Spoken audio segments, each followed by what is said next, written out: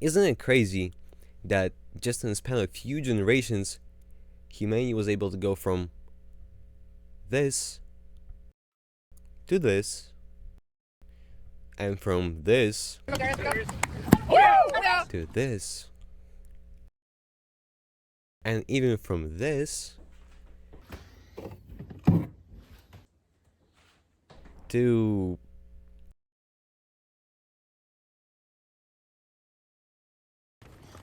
that. If you were to take two teenagers, one from, let's say, the 90s and the other from 2026, and ask them, what does home mean to you? The answer would probably not be too different. However, as soon as you move past the surface level answers that orbit the idea of home as house, the contrast shows up very quickly. And to figure this out, I decided to rewind the history a little bit and go to the past generations for their experience.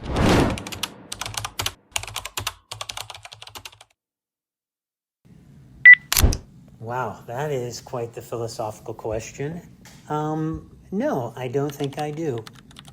I think I have parts of my life that I can control, but other parts of my life are completely out of my control. And part of living is learning how to deal with the fact that you can't control everything in your life. I think I am at a point where I do. I'm in my 50s, and I would say yes. I think at this point, to the extent that I would still want to make decisions that like were good for my husband and my kids. But yeah, I would say yes. Full control? No, I don't think anyone has full control over their lives. I mean, we have to pay taxes, you know? I think that there are rules in place by people who aren't us that have an impact on our daily life. But we do have a lot of power of choice and can influence what we do with our lives. But, you know, some stuff is out of our control, you know? There's a million examples of that. I think that people who live happier lives exercise control over the parts of life where they do have choice well. And people who feel like they're under control of others probably should look in the mirror first and ask themselves if they're making good choices with the control they do have. So I think belonging probably for me means like feelings of being connected and collaborating with people. And I think it also includes like a sense of that you feel valued and appreciated and like a level of respect with, it could be like you said, like all different. It could be the people you work with, it could be people in a larger group at home. So on different levels depending on the setting. So what belonging would mean to me in the context of the community is purpose, I think is the first word that comes to my mind, right? If you are on a team and the community is the members of your team, your purpose is to do your best on the field so that the team wins and everyone feels like they have a shared objective, right? If you're an employee, your sense of purpose is to do your job well so that your company or your institution succeeds, right? So I think belonging and purpose are linked, and I think a lot of people who feel like they don't belong in whatever community context feel that way because they don't have a strong sense of purpose, right? Like picture the kid that hates school. Yeah. That kid might think that way because they don't know why they're here. They haven't figured it out. It doesn't feel like it has any meaning to them. The kids who tend to enjoy school understand the purpose of it.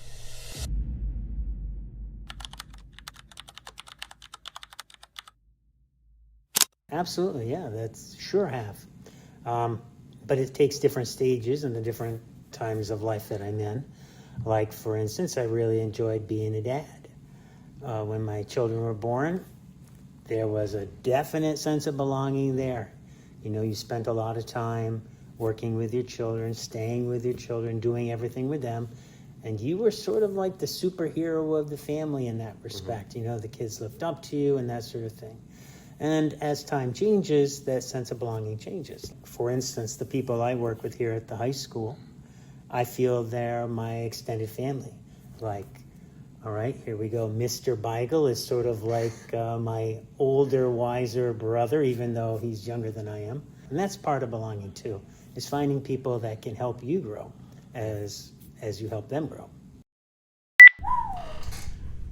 Yes, without question, I have a sense of belonging in my life. It's in 3 different categories. It's in the category of family, where I belong to my wife and I belong to my role as a father, and I belong to my stepson and my daughter. I then have a sense of belonging among my friend group, which is different, totally different sense of belonging. I have a place within that group of guys that hangs out consistently. And then I have a sense of belonging to my community through my work, right? I've never lived in Suffield, but I've served Suffield for 20 years. So I think that there's a sense of belonging within my colleagues here in the building, and I feel like there's a sense of belonging kind of culturally. After 20 years, I have a pretty good beat on what a Suffield kid is.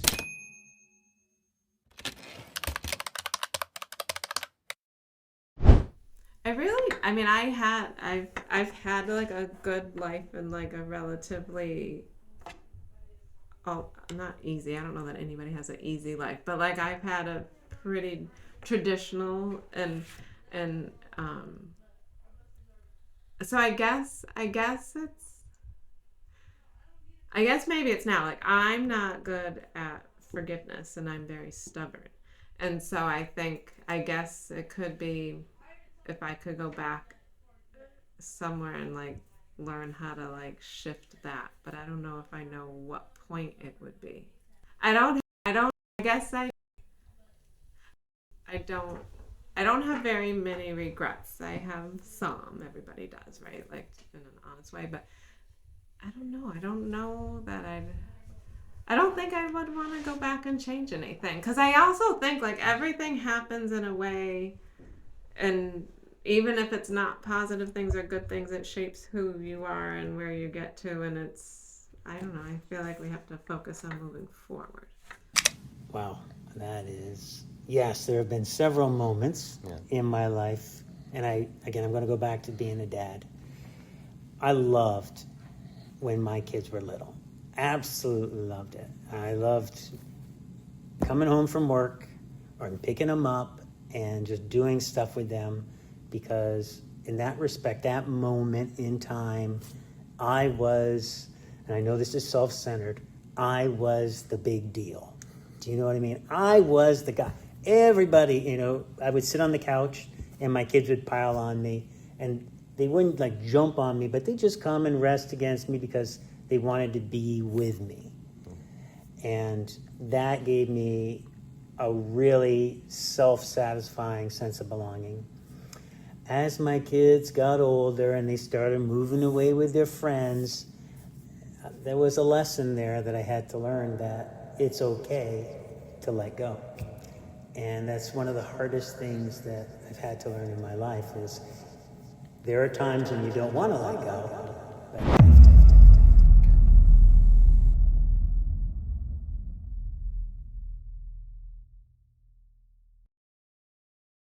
Oof, that's a heavy question. Okay, so certainly belonging changes over time. I think it's culturally influenced, right? When I was in high school, we had different groups, we had jocks, nerds, band geeks. These were like the subcultures within the building. Those aren't your subcultures. You have like anime kids and different groups that I would have never, when I was young, they didn't exist.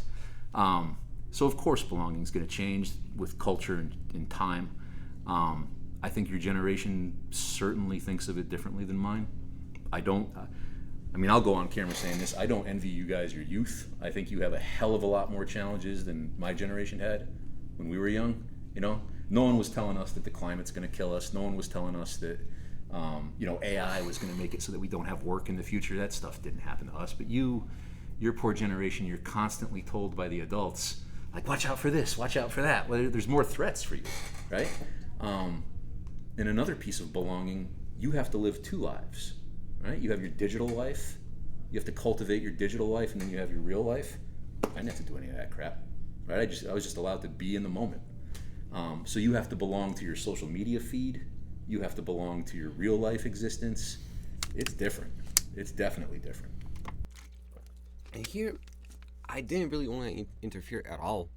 I wanted to give people space to speak and unveil the answer themselves.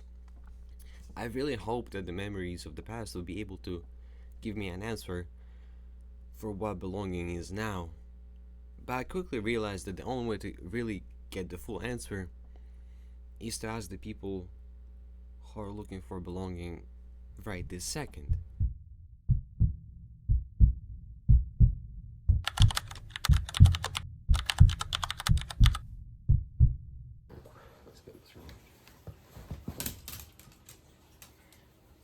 Do you feel like you have full control over your life?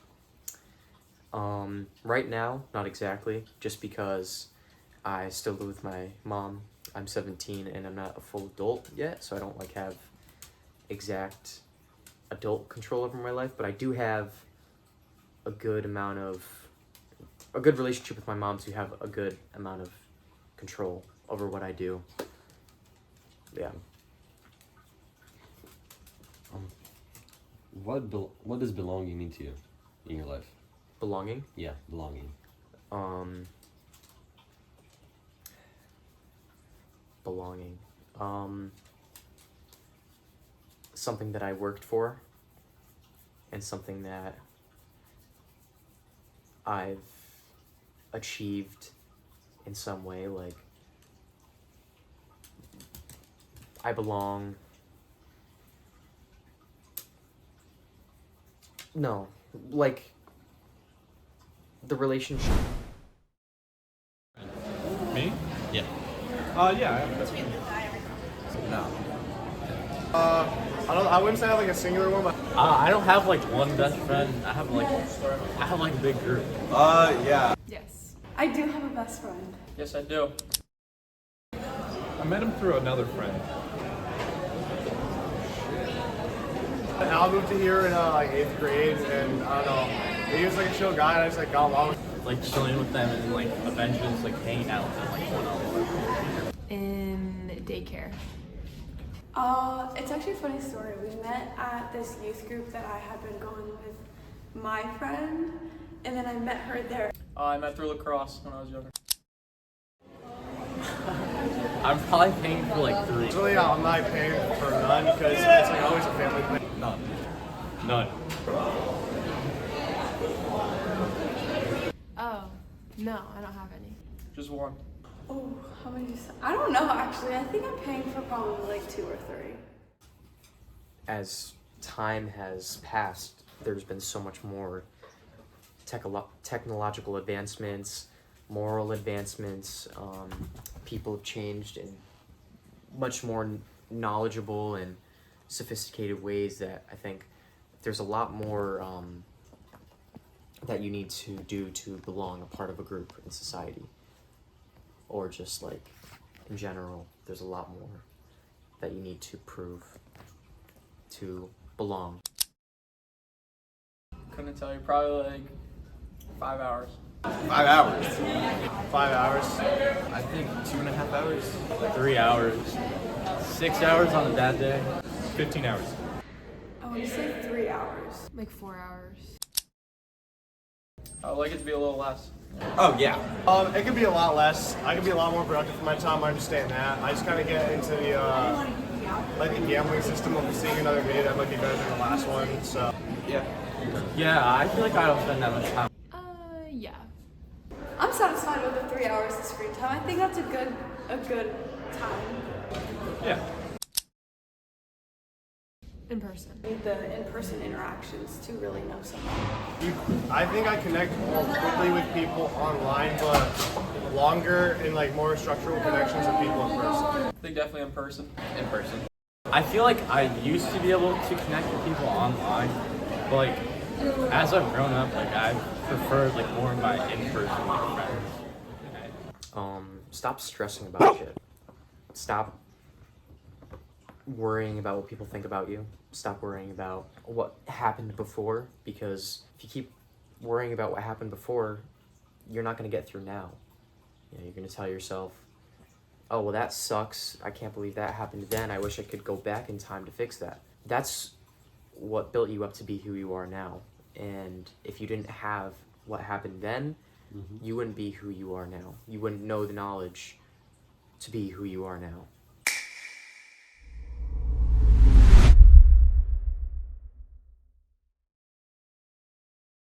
Do you wish you discovered social media later in life? No. Yeah. Absolutely, yes. No. Yeah. I'm gonna have to say no.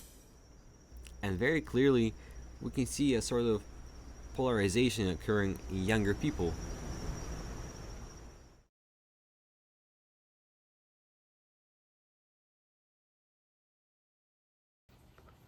In this, I was put in this world to be someone who helps people.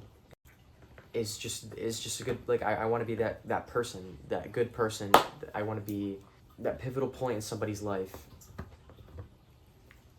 where everything changes for the better. Like, I just want to be that person, and I feel like after finding that out, I feel like I really knew that I belonged here.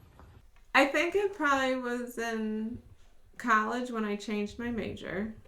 So that was a big decision, and kind of a point where before I changed it had felt like I wasn't doing things right, and it wasn't like I wasn't doing what I thought I would do, like when I left high school. So when I changed my major, I feel like that was a point where I felt like, and then I think when I got married, like I just felt like it was the right person, so that felt solid. That's a good question. All right.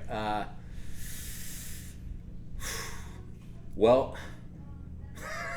marry the right woman the first time around. That would be my first piece of advice. Life is very transitory, and it's just like, for example, you will come into this, I will meet you for 4 years, and so for those 4 years, we kind of walk the same path together, and then you leave to go on to discover new and wonderful things. And so I don't think that I've ever lost my sense of belonging in that respect. Okay. And what is my definition of belonging? The other one would probably be, don't commit to a career out of fear. Commit to a career out of hope, right? Even if you're not sure you're going to make a lot of money, even if you're not sure how you're going to make ends meet, I think regret is worse than never having tried and failed.